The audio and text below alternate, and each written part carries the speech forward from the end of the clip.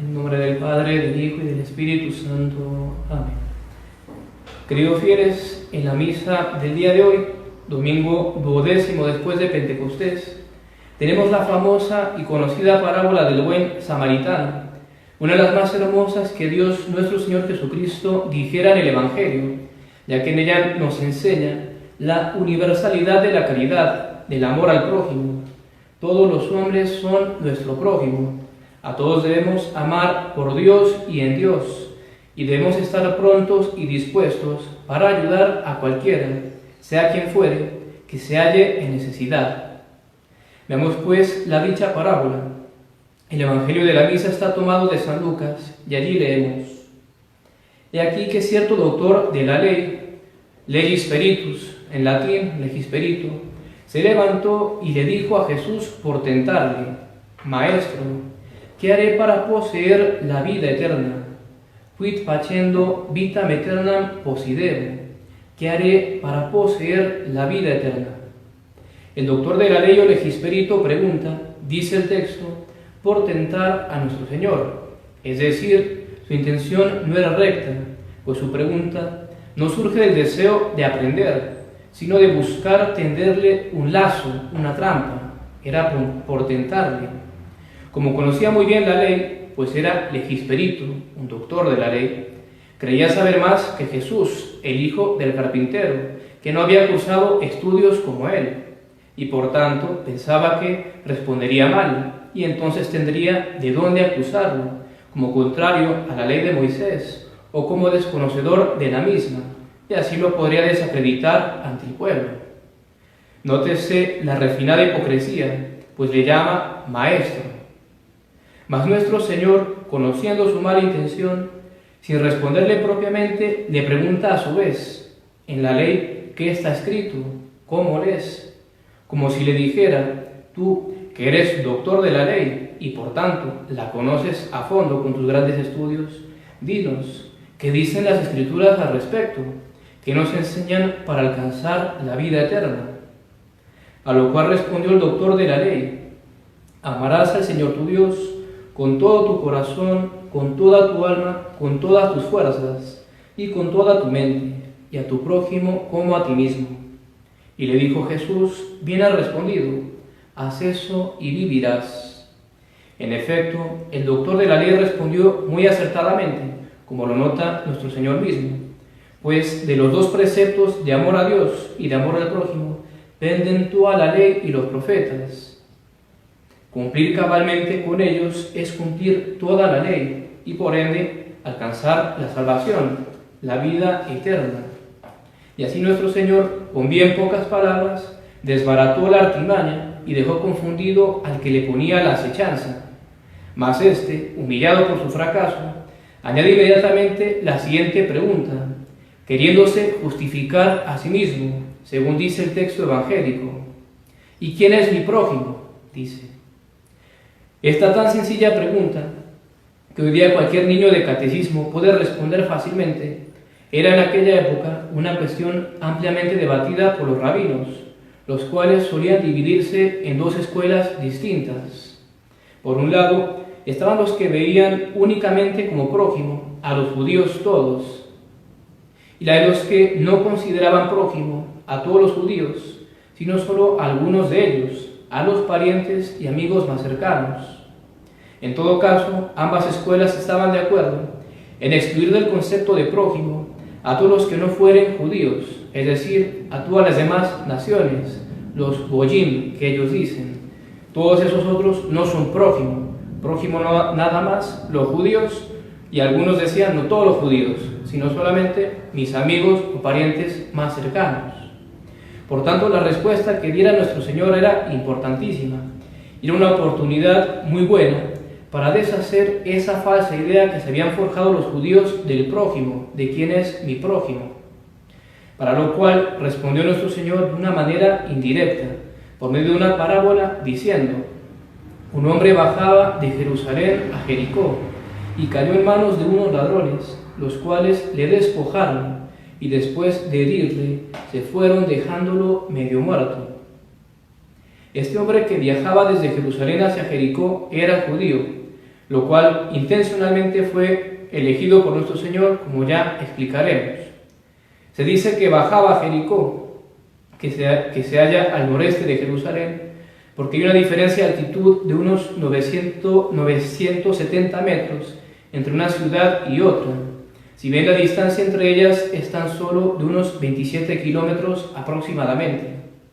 Como por el descenso del camino hay varios barrancos, es dicho camino una zona propicia para ser guarida de salteadores, de ladrones, por lo cual el viajero de la parábola fue asaltado y después de haberlo dejado malherido los ladrones, lo abandonaron tendido en el suelo, dejándolo en la espera de la muerte. Mas entonces sucedió que un sacerdote bajaba por el mismo camino, y aunque él lo vio, pasó de largo. Asimismo, un levita, cuando estuvo cerca de aquel lugar y lo vio, pasó también de largo. Es decir, aquellos que debieran haberlo auxiliado por lo sagrado y piadoso de su oficio, el sacerdote y levita, que se dedicaban precisamente a las labores del templo, lejos de haberlo socorrido, siguieron de largo, dejando a su compatriota y prójimo en esa extrema necesidad, abandonándolo a una muerte segura. Por lo cual podemos apreciar, si se nos permite expresarnos así, la audaz de nuestro Señor, pues sin duda habría varios sacerdotes y levitas allí presentes, escuchándolo referir esto, a los cuales, lo dicho, no les habrá causado la menor gracia. En efecto, los ponía como los malos de la película, y menos les habrá gustado lo que siguió, a saber, mas un samaritano que iba de camino llegó cerca de él, del herido, y viéndolo se compadeció de él. El samaritano, en aquella época en que nuestro Señor hablaba a los judíos, era una especie de hereje, pues mezclaba la religión verdadera con el paganismo y la idolatría, lo que hoy llamaríamos un protestante, podríamos decir, razón por la cual los samaritanos eran despreciados por los judíos. Para estos, un samaritano era alguien abominable y detestable, digno de menosprecio, ni siquiera lo saludaba. Su solo nombre era ya un insulto. «Eres un samaritano», dijeron los fariseos a nuestro Señor en otra parte del Evangelio, a manera de ofensa, para insultarlo.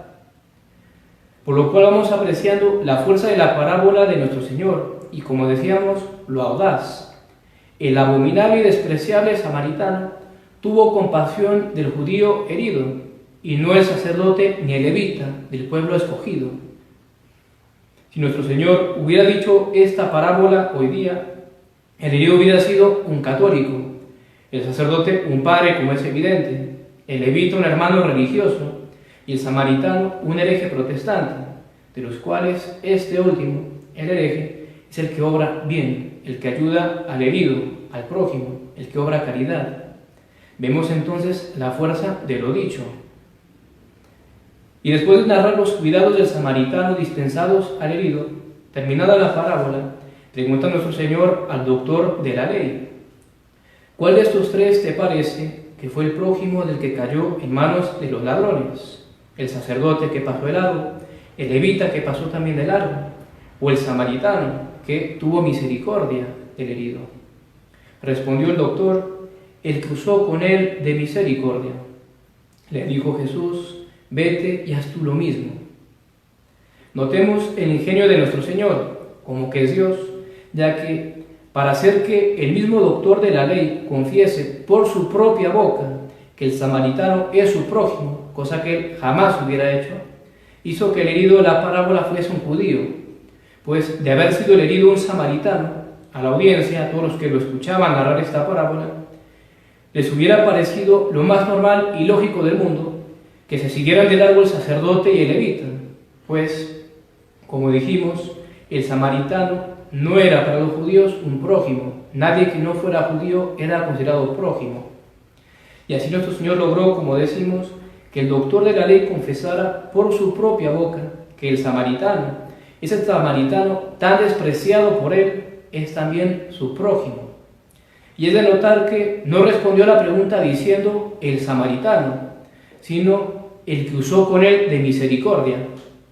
como si ni siquiera quisiera nombrar al samaritano, si bien forzado a reconocer la verdad. Y nuestro Señor, para concluir, con fina ironía le dice: vete y haz tú lo mismo. Es decir, vete y aquellos que tú tenías por despreciables, aquellos que tú abominabas, aquellos que tú jamás hubieras ayudado, vete y ayúdalos si están en necesidad, si quieres alcanzar la vida eterna.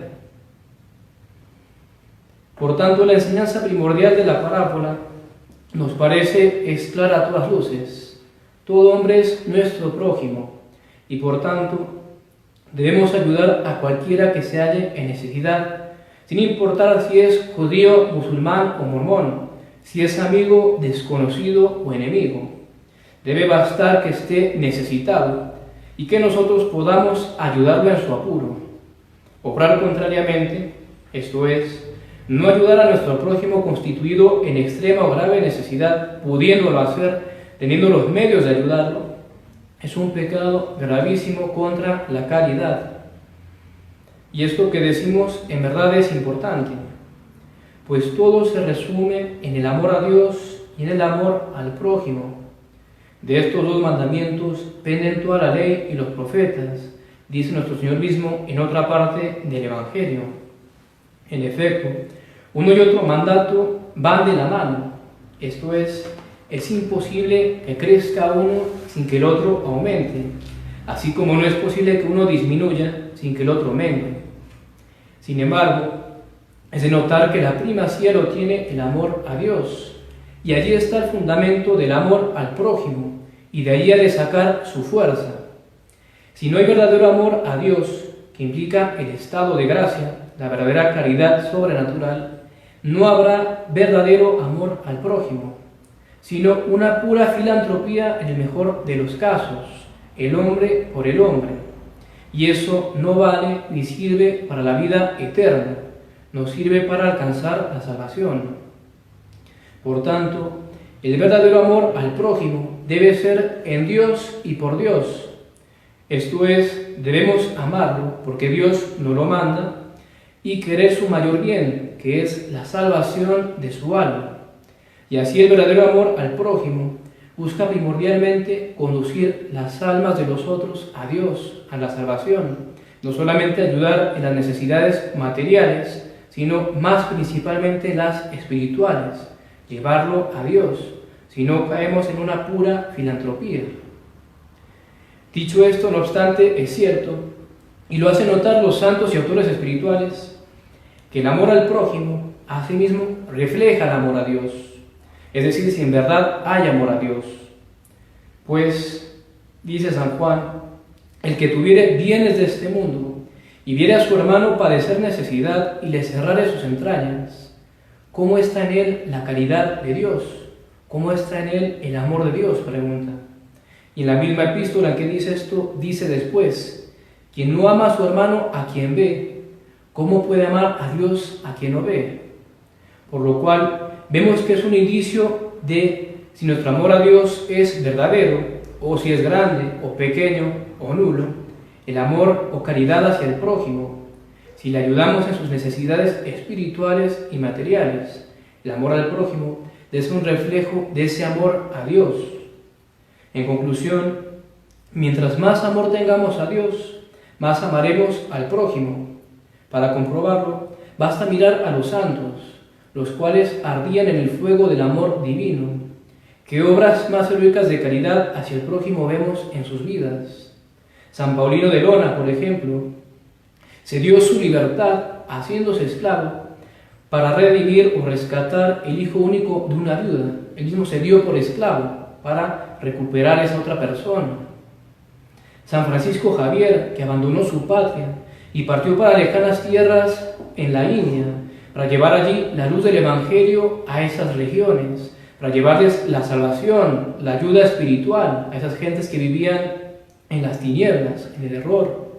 San Camilo de Lelis, que pasó cerca de la mitad de su vida, 30 años aproximadamente, sirviendo y cuidando a los enfermos y moribundos, día y noche, sin excluir a los que eran víctimas de la peste, a pesar del riesgo de su vida por el contagio y perder la vida.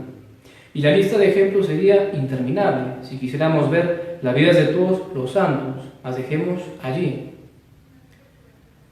Pidamos pues a María Santísima, la cual ardía en amor a Dios, nos dé la gracia de ser consumidos por el fuego del divino amor, de tener verdadera caridad sobrenatural, verdadero amor a Dios, para que podamos amar verdadera y sinceramente a nuestro prójimo y llegar a dar la vida incluso por él si fuere necesario.